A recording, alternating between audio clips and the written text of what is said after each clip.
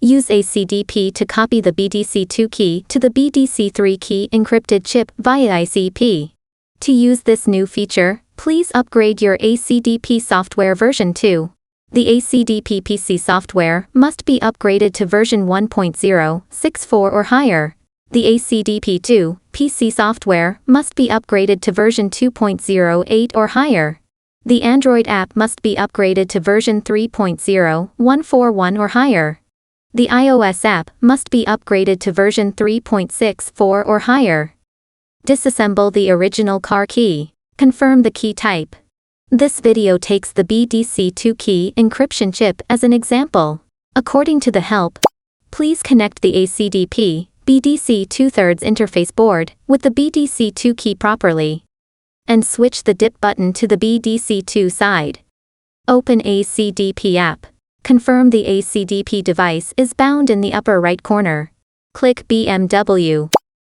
Click FEM BDC. Click IMMO mileage. Click BDC02, BDC03, BCP, LCD key encrypted chip ICP copy key. Click BDC02 key square main chip. Click read ORIG key data. Click OK. Click OK. Verify the original key info and take a screenshot to backup. Click OK. Note the backup file's path, date, time, VAN, and key ID. The file name must end up with the bin extension. Click OK. Read original key data finish. Click OK. Selecting the corresponding menu to proceed the writing according to the new key type. The new key is compatible with both brand new original keys and keys from second-hand locks.